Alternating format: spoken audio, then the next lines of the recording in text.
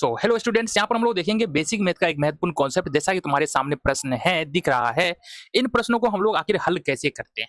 Basically ये जो प्रश्न है ना हमारा, भिन्न का गुना और भिन्न के भाग से रिलेटेड हमारा प्रश्न है।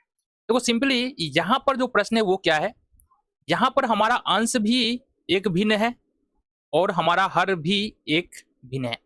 यानी अंश और हर जो है ना एक प्रकार का भिन्न ही है और पूरा मिलाकर के एक भिन्न बन रहा है। देखो भिन्न का मतलब क्या होता है, भिन्न का मतलब अंश बट्टे हर होता है।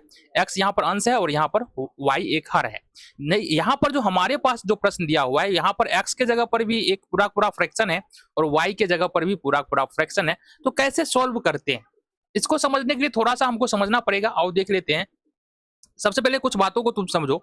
अगर हमारे पास एक्स बट्टे वाई लिखा हुआ है, इसका मतलब क्या होता है, x is divided by y. इसका मतलब यही है, एक्स अगर वाई एक्स बट्टे वाई है तो x is divided by y. इसका मतलब अगर 4/2 लिखा है, इसका मतलब क्या होगा कि 4 इज डिवाइडेड बाय 2 और देन इसका आंसर हमारे पास आ जाता है 2 दूना 4।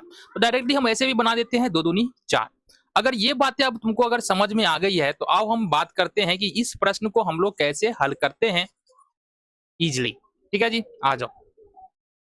यहाँ पर जो हमारे पास प्रश्न है वो है 2/3 और बट्टा में 3/4 है हमारा। तो यहाँ पर बेसिकली ऊपर में जो अंश है हमारा क्या है, अंश है 2/3। और जैसा ही हमने बताया कि अगर हम लिख रहे हैं 4/2, इसका मतलब है 4/2। यानी कि अंश और भागे होता है हमको हर, अंश में भाग देना होता है हमको हर से। तो अंश हमारा क्या है, अंश है हमारा 2/3। देन इस बट्टे की जगह पर जो ये बड़ा वाला बट्टा है, इसके जगह पर हमको भाग लगाना है और इसको हमको कर देना है हर में है 3/4। तो अब ये तुमको आसानी से समझ में आ रहा होगा कि इस प्रश्न को हम लोग सॉल्व कैसे करते हैं। आ जाओ जी। ये होगा 2/3 और जैसा कि पता है भाग में हम लोग क्या करते हैं, पहले वाले फ्रैक्शन को हम लोग फिक्स रखते हैं, किसी प्रकार का बदलाव नहीं होता है और भाग बदल जाता है गुना के चिन्ह में। और दूसरे वाले फ्रैक्शन का जो हर है वो अंश बन जाएगा, जो अंश है वो हर बन जाएगा। मतलब ये हो जाएगा हमारा 4/3। अब यहाँ पर क्रॉस में कटता है गुना में, क्रॉस में ऐसे अगर कट रहा है तो काट देंगे। अगर कोई उभयनिष्ठ गुणनखंड मिल रहा है ना तो काट सकते हैं, और ऐसे में कट रहा है तो काट सकते हैं, ऊपर नीचे काट सकते हैं, ऊपर ऊपर नीचे नीचे नहीं कटेगा।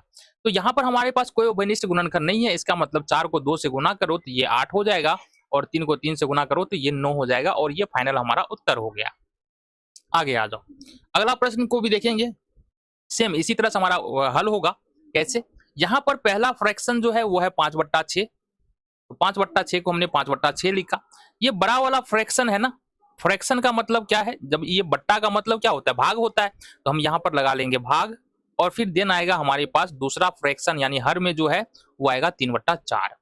इसको इजिली सॉल्व करेंगे। 5/6 हमने बताया कि भाग के जगह पर गुना का चिन्ह आएगा और ये 4 ऊपर चला जाएगा, 3 नीचे आ जाएगा, ये होगा 4/3। यहाँ भी कोई उभयनिष्ठ गुणनखंड नहीं है, मतलब ना ही 6 से 4 कटने वाला, ना ही 5 से 3 कटने वाला है, 5 6 और 4 3 नहीं कटने वाला है। तो सिंपली मल्टीप्लाई कर लेंगे, 5 का 20 और 6 का, अच्छा कट तो रहा है बाबू, कट तो रहा है, 1 मिनट रुको जरा, कट रहा है। देखो यहाँ गौर से देखना, 2 दूनी 4 और 3 दूनी 6। ठीक है जी, ये हमारा कट रहा था। तो 5 दूनी 10, अब क्या बच रहा है, 5 दूनी 10 और 3 तिया 9, ये हमारा यहाँ से उत्तर हो जाएगा। आ जाओ अगले प्रश्न की ओर चलते हैं। नेक्स्ट जो प्रश्न है हमारे पास उसके बारे में हम जरा बात कर ले, देखिए क्या कह रहा है और कैसे हम लोग सॉल्व कर सकते हैं।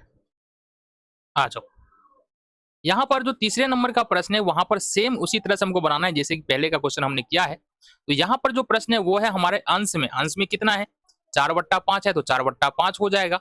और देन हर में कितना है, 6/5 है, तो बीच में भाग का चिन्ह आ जाएगा और ये आ जाएगा 6/5। ठीक है जी, हमने कहा इसको सोल्व करने के लिए क्या करते हैं, 4/5 करते हैं, भाग बदल जाता है गुना में, 5 ऊपर जाता है और 6 नीचे आ जाता है, तो ये हो जाएगा हमारा 5/6। अब देखो यहाँ से 5 से 5 कैंसिल आउट हो जाएगा, 2 दूनी 4 हो जाएगा, देन 3 दूनी 6। इस तरह से ये हमारे पास जो बच रहा है वो बचेगा हमारा 2 तिया 6, 2/3। ये तुम्हारा उत्तर हो गया। देन चौथे नंबर का प्रश्न हम लोग देखेंगे। हमारे पास अंश में क्या है, अंश में है 2/3, तो सबसे पहले हमको लिख देना है 2/3। देन हर में क्या है 7/8, तो भाग लगाएंगे और ये कर देंगे हम 7/8। चलो जी, हो गया ये हमारा। देन हमारे पास 2/3 का 2/3 होगा, भाग बदल जाएगा गुना में, 8 ऊपर चला जाएगा और 7 नीचे आ जाएगा। अब चूंकि कोई उभयनिष्ठ गुणनखंड तुमको ऊपर नीचे और क्रॉस में नहीं दिख रहा है, इसलिए इसको मल्टीप्लाई करेंगे, 8 दूनी 16 और 7 तिया 21। ये हमारा उत्तर हो गया 16/21।